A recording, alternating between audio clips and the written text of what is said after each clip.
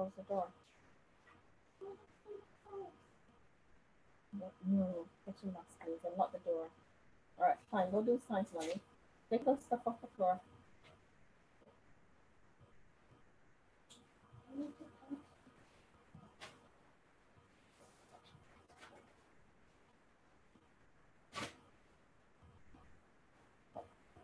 Okay, we are live.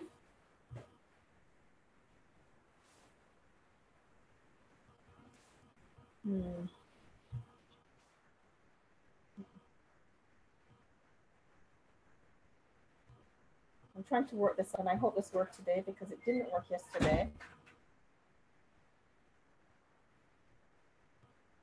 And I am hoping it's going to work today. Welcome to somebody who has joined already. I need to figure out a way to put this on mute so it doesn't, there's no feedback. I'm hoping that's going to be it. Let me know in the chat if you can hear me, please.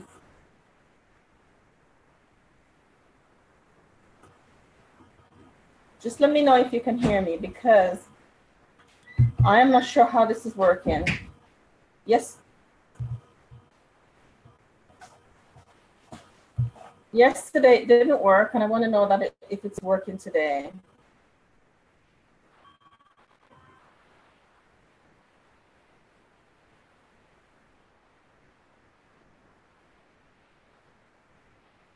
Can you hear me?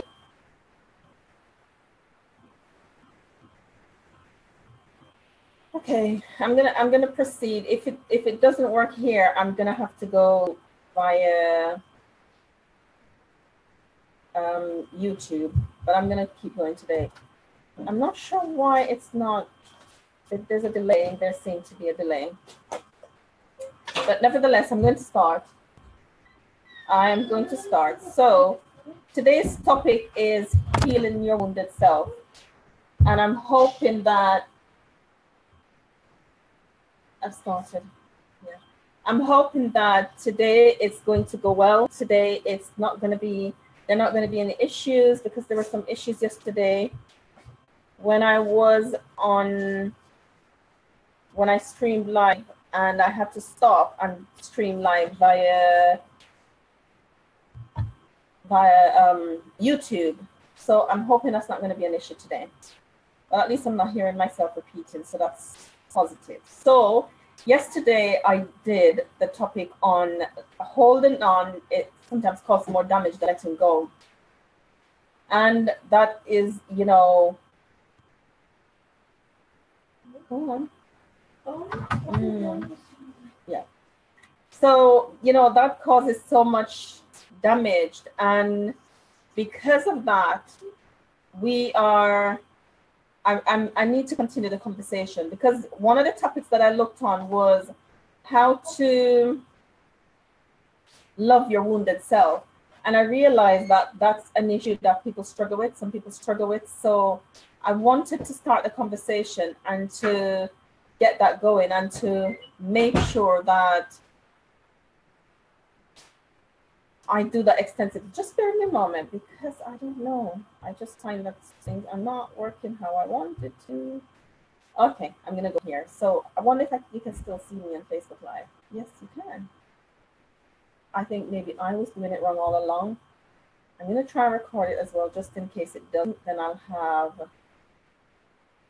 gonna record it to my computer. So just in case it doesn't happen, then I'll have this. So, you know, I hope that you can see it, hear it still. Just, I don't know how to do the chat now because I've gone back to Zoom just to make sure that it is there. I'm just gonna use technology and see if technology will help me, help me out. I'm gonna go in. I'm gonna go in via, use my phone to go on Facebook just to see what on earth is going on, because whenever I try to stream live via Zoom on Facebook, it doesn't. You're hearing me fine, Wendy? Awesome. Thank you very much. Thanks for letting me know that. So I'm going to keep going. Right. So yesterday when I did the broadcast, when I did the workshop, I did it. it was yesterday morning. I was thinking, what else can I do? How can I do it? And I always wanted to find a way to connect, to reach out, to let you know what's happening, and to find a way to give you the tools and the skills to move through your place of brokenness, to emerge broken, and I know I use that word a lot, but to not live in a damaged place. As my live stream this morning was about that lady who I admire saying, just kind of accepting that she's damaged. And as I said this morning on the live stream, when we say that, when we own and accept that, then we do life from a damaged place. And then our relationships are impacted, and the way we communicate with people is impacted. And it's just across the board. And you know what? We have enough of life bombarding us. We don't need to put ourselves in a damaged place as well. So here goes. Yesterday, holding on, it causes more damage than letting go. And today, if you're on my email list, then an email went out about that today. But one of the things that I looked at was loving your wounded self. And that was like, how do I do that? How do I love my wounded self? And I suppose the first place to begin is to accept that you are wounded, and that kind of just embrace that, own it as a from a place of self-awareness, not a place of this is where I live, but from a place of self-awareness. And then as you become aware of it, then you can start to ask your questions, right? So how do I move on from here? How do I not settle in and stay in this place? And one of the things that I find striking as I work with people, there were some people who were so comfortable in their discomfort. Maybe like I'm damaged. It's kind of like become a comfortable place to be, to live, and it shouldn't be. So I want to encourage you, as you are learning to love your wounded self, to give up self-pity. Now, as I shared my story many times, and I talked about it yesterday, I work with people, helping them through the journey of brokenness, helping them emerge, helping them just address the places of brokenness and wounds and scars, and making it through whole and healed and empowered, because I believe it's possible.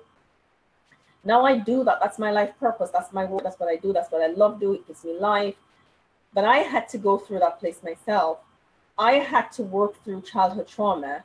I had to, move through. And you know what? There was a time when I was there, when I said, I remember, I never forgot, when I said that there's nothing in the Word of God that can help me. And though I was working with women, helping them heal from abuse, and though I was counseling, I was doing all these things, and I was training and doing all these things, I still felt that even the things I was teaching couldn't help me. That was how deep and dark it was. But you know what? With the help of God, I moved through that place. As I said, the day when God talked to me and said, Joanna, I am the potter, He spoke to me in a language that I could understand, in a language that He knew I could relate to. And you know what? He wants the opportunity to speak to you in that language too. Now, somebody helped me on my way. Somebody helped me make sense of what was going on. Somebody helped me to stand up and to walk again. And I had to help myself too. I attended retreats, I read, I did courses, and I still do, because you know what? This is a journey. It's ongoing, and there are times when you come to places where you think, right, so what do I do now, and how do I move on from here? And so that's part of why I do what I do, because I have been free, and I know you can be too. Now, sometimes we wear brokenness as a cloak, and unfortunately it becomes an identity. And bear with me if that hurts a little bit, because sometimes we're so used to being in that place, and self-pity becomes almost so really easy for us to do. We tell our story not from a place of healing, but from a place of the attention and all of that we will get. Now, I want to encourage you that if that's where you are and you recognize it, I just want to let you know that you don't have to live there. But you know what? Sometimes I know it's safe. It serves you in some kind of way. It serves us in some kind of way. If you're typing a message and I'm not able to receive it just now, so just bear with me. I'll come on over there in a minute. Sometimes it serves us in some kind of way, but here is a way that you can change that. You can begin to rewire your brain. You can begin to change the way you think about you, the way you think about your circumstance, the way you think about your life, the way you think about what happened to you, the way you think about your pain and your brokenness, the way you think about situation will help you to change. Now, how do you rewire your brain? How do you change the way you think? How do you begin to move out of that space that you've lived for too long? How do you begin to do that? Here's some of the things that you probably have to do. And all of this talks about loving yourself. Talk about, not staying in that place of victim any longer. And I always say when we do that, we give the perpetrators of our pain too much power, more power. You can move out of it. You may need to change your friends.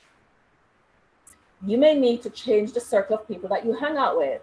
Because I tell you why. Here's why.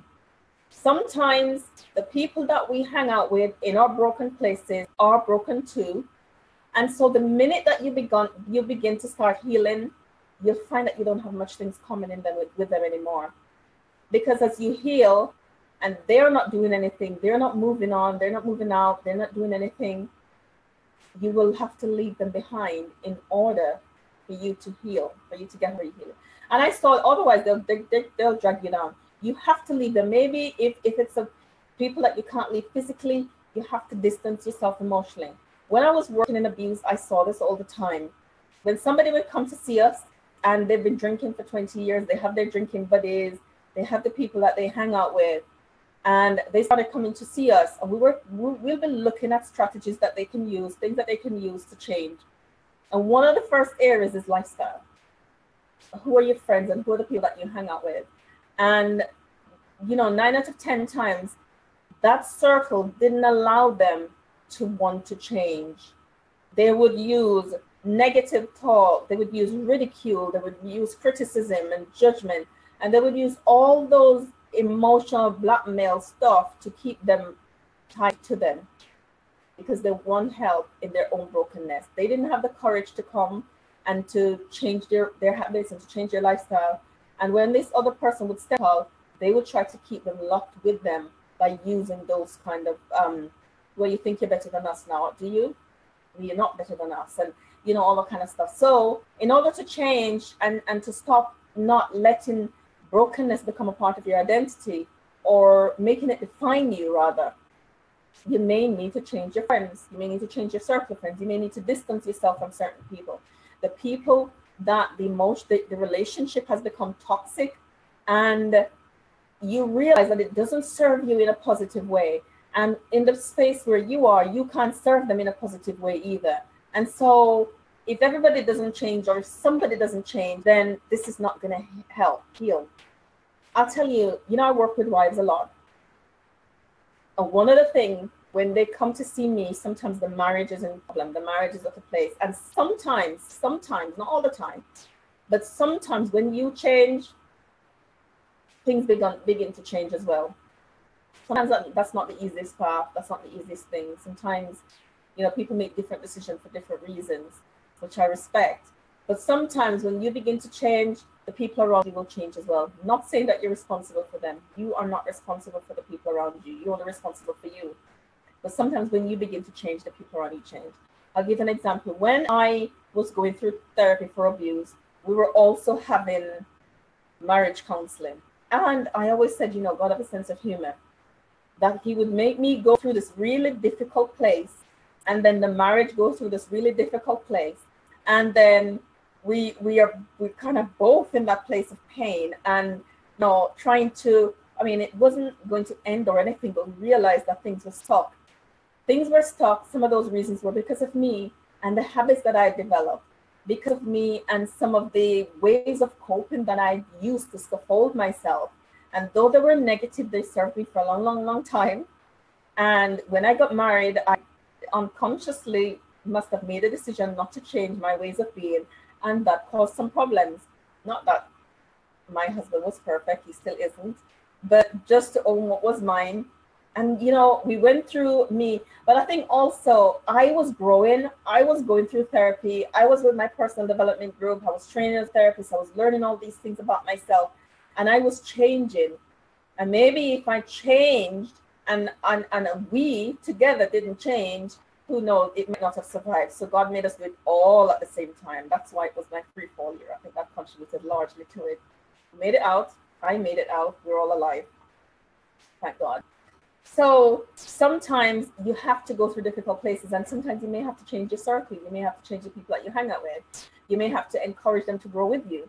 Because if you leave them, then relationships will change. Some might end. So encourage them to grow with you. Tell them about the things that you're learning about yourself, the ways in which you're changing, the self-awareness that the things that you become aware of about you, and how that's impacted you, and how you realize that that has impacted the relationship. And would they also go and get some help? So together, the relationship can improve if it's worth saving. If it's a friendship and you think, it's better for me to walk away from this, then by all means. But if it's a marriage and you want to save it, I suggest that, those are some of the things that you could try. Another way to rewire your brain is the script that you've been told. You have to begin to change that. You have to begin to challenge your thinking, dispute your thoughts. Is this true? I always say, sift everything through Philippians 4 verse 8. Let that be the place that you sift everything through. Is this true? Is this true about me? As you're loving your wounded self, there are things that you're going to have to face about yourself. So one of the deep places that the pain may take you is shame. And shame lies. Shame tells you things about yourself that is hard and painful and sends you to a dark place. But you know what? Oftentimes it's not true. It will tell you also that you're alone, that nobody's ever experienced that. That's only true of you. So you will need to challenge that, to dispute that. Is this true? And is it honest? And if it's not, and I'm telling you, 9.999% of the time, it will not be. It will not be. For example, if you're working through abuse, shame will say, well, that was a terrible thing. And what part did you play in it? And how did you act? How did you be? What are some of the things that you do? If you're working through domestic abuse, shame might say, your relationship is the only one that's crashing right now. Look at your friends, they're all thriving, they're all in a lovely, marriage, which is not true either. Shame will tell you that if you're single and you're going through this stuff, you're working through childhood trauma, you are having troubles at work, and you realize that your relationships don't last and they're great, shame will tell you that you're the only one and you cannot change, and that's not true. So I'm telling you that 99.999% of the time, if you challenge these thoughts, you will realize, if you challenge it and you try to dispute it with Philippians 4 verse 8, is this true? Is it honest? Is it praiseworthy? You will realize that it's not. So how do you begin to wire your brain when you do that? When you begin to think about that, how do you begin to change the way you think about yourself? How do you begin to change your view of yourself? So here's a good place to start. You can start disputing those thoughts and telling yourself different things, even when you're living in an environment where you're hearing it over and over and over. And I pray that if that's where you are, that you will ask the Lord for a way to, what does he want you to do, the decision that you need to make, to kind of help yourself, because you still need boundaries in there. He loves you too much to have you in a place and a space that's so toxic it could take your life. Okay, he wants what's better for you. I can see that Facebook Live is acting up. I hope everything is going well there. Right, so he wants you to be whole and free. He doesn't want you to live in that place. Now, what was I saying? How to begin to rewire your brain and challenge the negative thoughts, even if you're living in that situation. How do you dispute your thoughts? One of the things that I can tell you, one of the places where truth is about you is in the Bible. That's absolute truth, unquestioned. You can't, there is no conditions, there's no question about it. It just is what it is. And one other thing I find is, if we just take it as it is and not try to pick it apart, not try to analyze it or criticize it, and just take the word as he said it is, and apply that ultimate truth to our lives, then we'll find ourselves emerging in a different way, in a different place. So here is a truth that you could find as you're trying to love yourself. See, he loves you. God does love you. One of the truths that you can apply to yourself is, you are the apple of my eye, is a truth. You're fearfully and wonderfully made is a truth. Marvelous are your works, David said, and that my soul know it right well.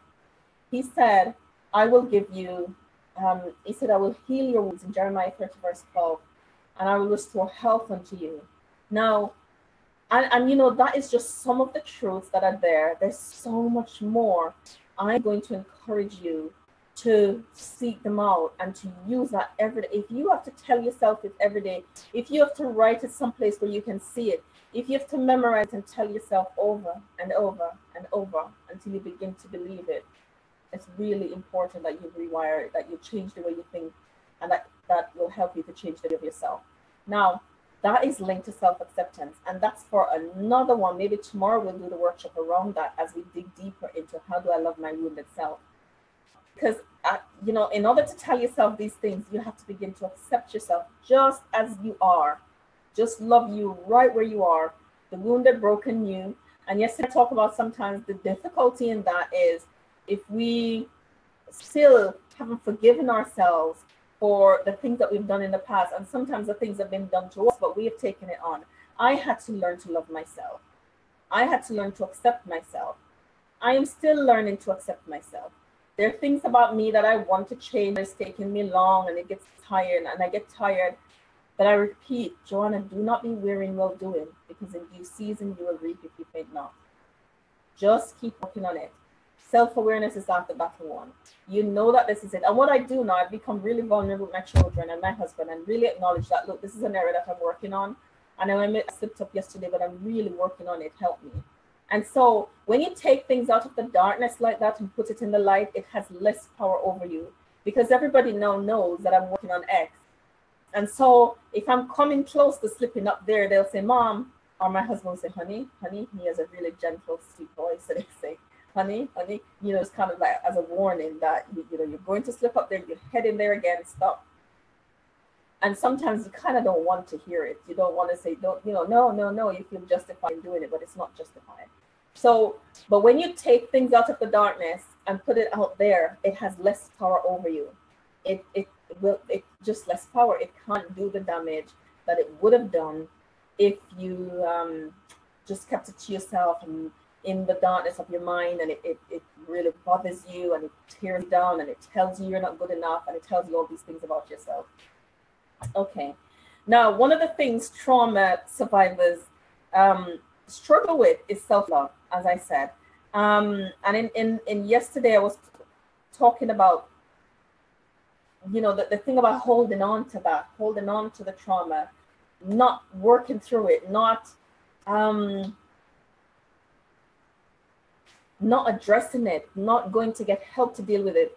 You know, somebody asked me, Joanna, if you were abused as a child and you never get help for it, can you be healed? And I said, no, you have to get help in some way, even if it's just you, your Bible and prayer, and you're honestly telling the Lord the impact of the trauma, what has happened, how it's done, because if not, it's going to influence your life.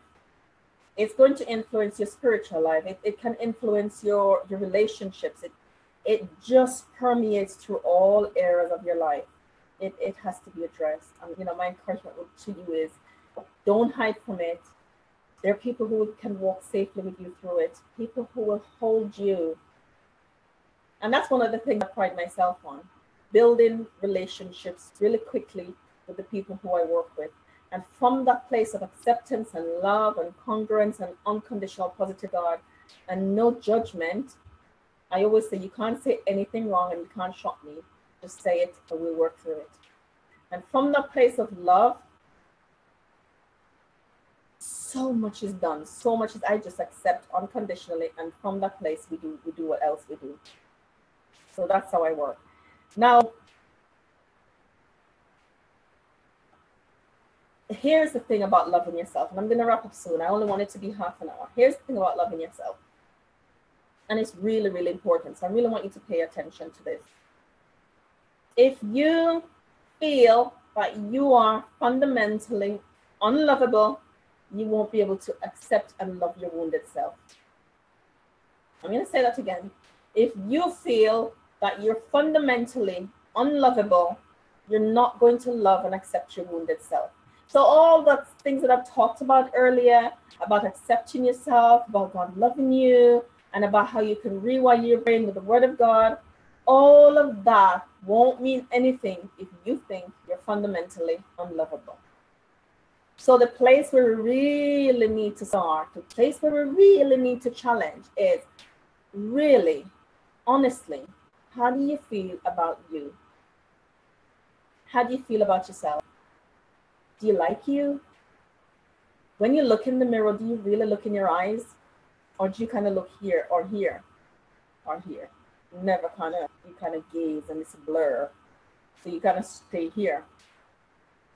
That is so important, that you just really accept you and accept everything about you, because that's how Jesus sees you. And you know, it's wrong that you don't. So I want to encourage you, because here's the deal. I talked about changing your relationships, but if you feel you're fundamentally unlovable, that brokenness attracts other people who are broken. So chances are a lot of the people in your life will have their own different forms of brokenness. Or you living in self-pity, and the people that are on this side are the people really working hard trying to help you out of it. It's like a tug of war. There's one side pulling you here, and there's one side pulling you here. This side is pulling you subliminally, come, be with us, you're just like us. And this side is saying, no, come over here, we believe in you, we believe you can change, we believe there's so much in you, we believe you have purpose, we believe your life can impact so many people. I believe this about you, come over here. And you're stuck, and you pull here sometimes, and you half-heartedly go over here sometimes, and guess who wins sometimes? Mostly over here, over the left. The people who really want to help you, sometimes they give up, unfortunately. Sometimes they give up. And this crowd over here might change sometimes. You might sometimes, another time, will run into somebody who would start to try again, who would start to help again, who would start to, encourage you to do work on yourself, to pray with you, to fast with you, to introduce you to a counselor, to sign you for a course or a coaching program, to invite you to that retreat, and to tell you about a really good book that they've read that has helped them. And this crowd changes often, because over here, they've not changed. They're not growing. They're not working through their pain. They're not doing anything. Sometimes they attend church, they say the words, but they don't really believe it can impact their lives. And you're in the middle going, am I damaged forever? Can I ever change? Do I believe them, or do I believe them? I want to believe them, but over here shouts so much louder and resonates more with so much in me that I don't know if I can believe them. So here's the challenge. For you to know which way to go, you have to fundamentally change how you feel about you. You have to believe that you're worthy and worthwhile, because you are. You have to believe that you're not damaged forever, that though some stuff happened to you in your life, and you might be thinking, Joanna, if you know the things that I've been through, you would believe. I'm telling you, I don't know. Maybe, in all the years that I've worked with people, I've heard some really tough stuff. Yeah, I've heard quite a bit. I've heard things that, they're pretty tough, and people are still standing. And I thank God they were still standing. And we worked together. It's my usual problem. And we worked together, and they moved through it. So I don't know if, I'm sure there's still more for me to hear. I love the area of trauma. That's the area I work in. So I'm sure there's more for me to hear. But I'm telling you that I've worked with people, I've listened to stuff that is pretty tough. But they stop listening to the voice on the left, and they start listening to the voice on the right, over where I am sometimes, going, you can do it. Let us work through it. Bring it to our sessions. Bring it to our coaching session. Bring it to our counseling sessions. Let's just lay it out on the table. Let's examine it. Let's understand it. Let's work through it. Let's get you on the other side. Let's get you back on the other side. Let's build you up fundamentally. Let's build you up in who you are until you start believing it. Until you start believing it. And I'll tell you, I see that too many times to believe it's impossible for you. I've seen it too many times. I believe in you. I believe it can be done. So fundamentally, you're not unlovable. You need to challenge that thought. You really need to dispute it. You need to put it away. You need to stop thinking it. So, as I said, you'll go into relationships sometimes with people who do not have the capacity to love you back. But a couple of things here. A couple of things why, and I'm going to end soon. Only want to keep you half an hour. A couple of things why we go into relationship with people who can't love us back, whether it's an intimate relationship or just friendship. Because we might be so used to rejection that when somebody shows us any inkling of affection, of love or care, we just really gravitate towards it. Because again, it goes to the place where fundamentally we need to just learn to love and accept ourselves. And we need to, my husband's calling. He's probably on his way home. No. Okay. So fundamentally, we need to just learn to love and accept ourselves and just believe that we are lovable and start to build ourselves brick by brick by brick by brick until our foundation is surer, until we can, not fear rejection so much that we're going to go in any relationship, even when signs are telling us that that's danger. There's a big red flag, the red lights, it's not amber, there's no question about it. It's red, but headlong into those places we still go. Okay. And sometimes even into personal relationships, we have to back off and go, you know what, this isn't for me. This is not the kind of friendship I want. I'm not going to hang out with anybody that thinks it's okay to put me down.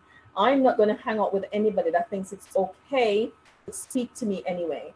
I respect myself enough to not want to hang around you because you think it's okay to speak to me in any tone and anyhow.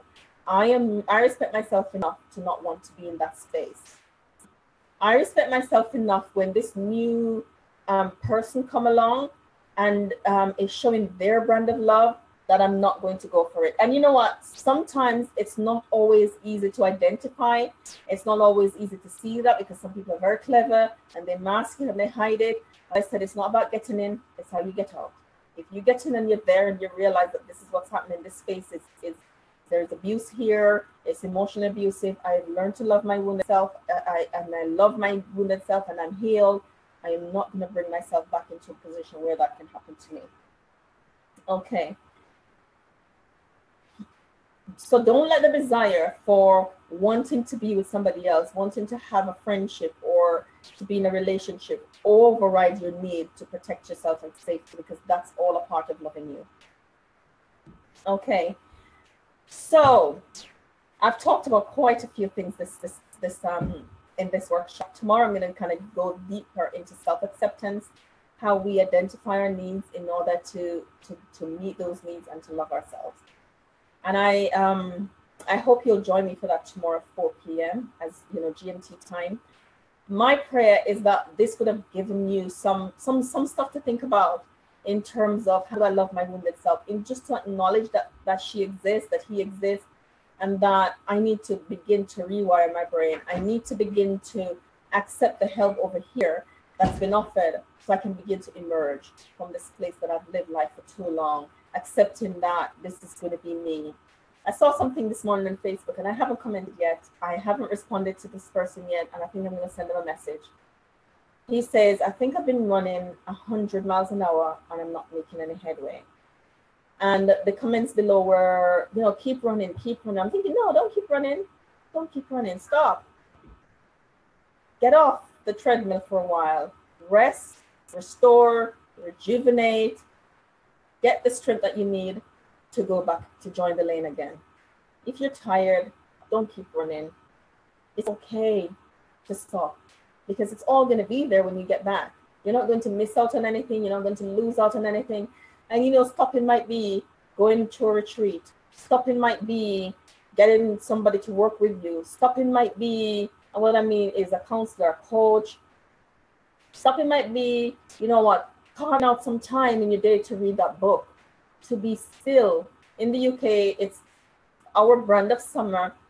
And so you might take yourself off to the park. You know, there are day retreats that you can go and walk the hills and breathe deep and get oxygen into your bloodstream and to just relax. I tell you, one of the places that you can go by the beach, just sit and watch those waves, and it's so therapeutic. Don't keep going if you feel that you're tired. Stop, rejuvenate, restore, get your head on straight, get perspective on the situation, and then go back in. I'm going to join over on Facebook Live to see if there's any questions that you want me to answer. Now, how do I do that? Oh, here I go. Okay, good. So I can't see any questions, so I am going to say goodbye, and I'm going to end here until tomorrow. If you have any questions, please feel free to email me at joanna@wilsastars.com. That's joanna@wilsastars.com, or comment below, and I'll take care of those questions. Do take care. I love you. Bye.